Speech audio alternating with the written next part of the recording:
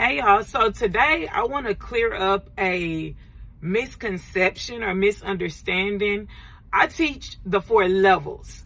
When I refer to it as levels, it only means levels of money and control. So there are 4 levels. There is the independent contractor or gig worker level as level 1. Level 2, there is the subcontractor or courier partner level. Level 3, there is the master contractor carrier partner level. And level 4, there is the that is the prime or direct vendor level. This is referring to more so your relationship with the direct client and how the money and control flows at the level you're on. This is not necessarily a staircase that you have to climb your way through. Now, did I personally climb my way through this way? Yes, that's how I discovered there's levels. But I also discovered that there's power in looking at it in the perspective of lanes. 4 open lanes, and you can choose to operate in any lane that you're comfortable and equipped to operate in. I hope that makes sense. So the 4 lanes, it depends on your readiness, not more so of, well, I was here and I got to climb to there.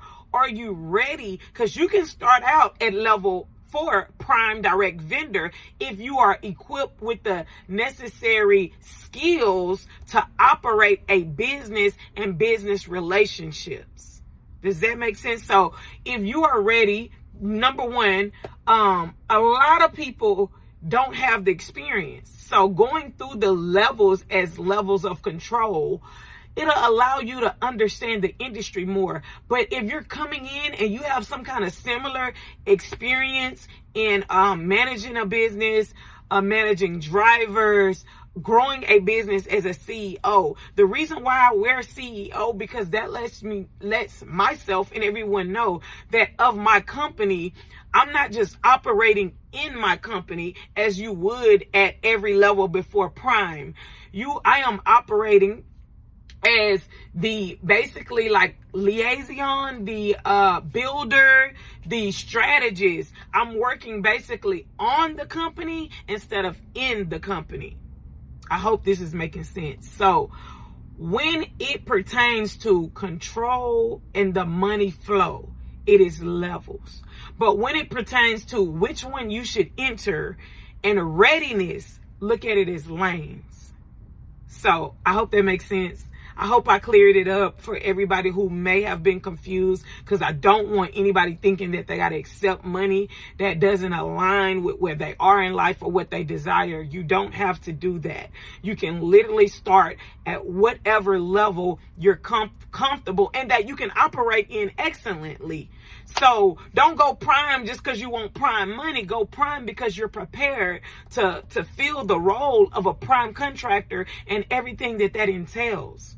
You know what I'm saying? So don't go master contractor just because you want drivers under you if you don't know the ins and outs. But if you, let's say, have worked in a management role and you have the ability to lead a team, to guide and all of this, then you can definitely be master or prime starting out in this industry. So the first level is gig independent contractor or lane, level and lane. At that level, you have the least control over the money and the amount of work that comes to you. So it's like, okay, you just get, it's like gig apps like Amazon, Spark, Roadie, all of this. You get pings whenever they're available.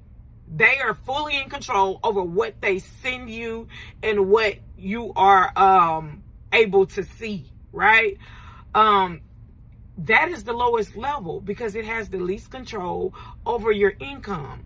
The next level, as far as control and money, is subcontractor. At this level, you get more stability because usually you're partnering with an already established courier company or a logistics company or dispatch, whoever you partner with at this level. They're more so established and they can provide you with consistent work or dedicated routes. Now you can kind of start gauging how much money you'll make at level 2, and it's flowing in more consistently. Also, level 2 is a level where you can enter easier.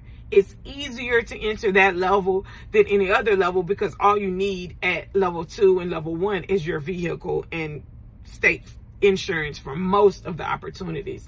Level 2 sometimes may start requiring the minimum subcontractor insurance, which is like $100,000 for bodily injury, $300,000 per occurrence, and $50,000 for property damage. That's standard subcontractor insurance, aside from a state minimum. Now, with that said, the level above that would be your master contractor level.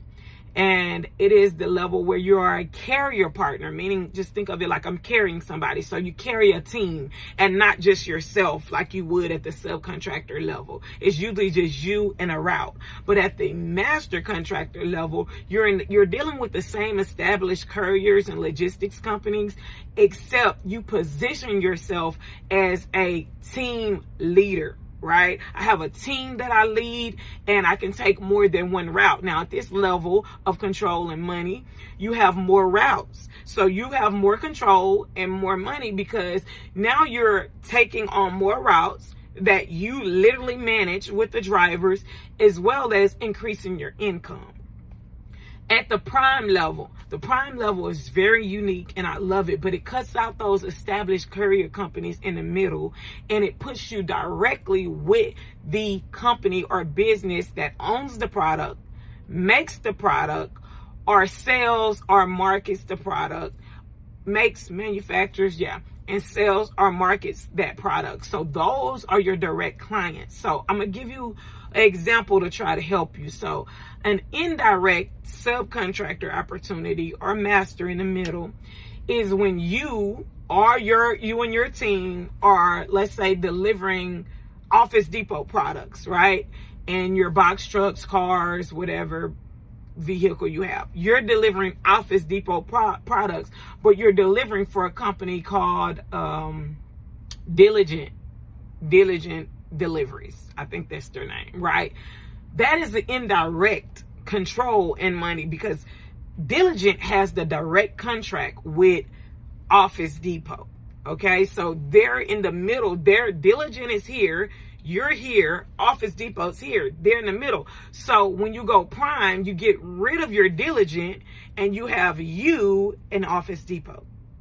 So that is what prime is. You become a direct vendor for the client that needs the service and owns, makes or manufactures, sells or markets the product that's being transported. So I hope that cleared everything up. As far as lanes, let me before I go, let's explain it as lanes. So in lanes, it depends on you. When we look at this as 4 lanes, in the independent contractor lane, you really want to look at it like, okay, level 1 is gig work. That is for people who need fast money. I'm talking about you got a bill that's overdue. You need to make some money quick, ASAP. You can download apps, several apps delivering all kind of a variety of things, and go ahead and hop on that and make some money. And usually, though, that level allows you to do, instant pay or same day cash out and stuff like that. That is when you need, you're in that survival mode, and you're threatened by circumstances. Your quality of life is threatened. You want to enter at the independent contractor level and stabilize yourself so that you can go to higher levels. Okay. The second level, I keep saying levels, y'all, but lane. The second lane to enter is the subcontractor lane by yourself, just with you getting consistent work from an established courier or dedicated routes, which I prefer. Now, this has more consistent money. So this lane is for somebody who needs that consistent money, and not just that one-off quick money, but is also able to wait a week, 2 weeks, or 3 weeks before that first deposit lands. But what you gain here is stability that you can kind of count on versus one-off volatile lane 1 independent gig worker, okay? Lane 3, the master contractor lane. This lane is when you are secure doing dedicated routes or consistent work and showing up. You're secure in your independence to basically operate. So you're operating with someone else's contract, under someone else's contract, but under your own supervision. Nobody is standing over you telling you, hey, Sarah, you need to do this, this, and that. Hey, Sarah, this is how you solve this problem. So you see yourself as a problem solver. You can work through things. You know how to show up on time. You know how to get the work done that's in front of you. Then you can leave level or lane 2 and enter lane 3 to where now you're not just responsible for one route in yourself, but you're responsible for multiple routes and drivers, bringing them on, giving those people opportunities, but also helping yourself by gaining more income and also helping the courier logistics companies you're partnered with by bringing in more drivers to help supply their needs. Okay, so that lane, if you are ready, you can enter anytime, as long as you're ready to manage drivers and routes. Lane 4, yes, you can enter lane 4, and I'm happy to tell you this at any time. Lane 4 is more so about managing client relationships other than managing routes, right, and delivery. So you're managing a relationship with, let's say, D&G Transport. Sarah at D&G Transports is managing a relationship with Office Depot, right?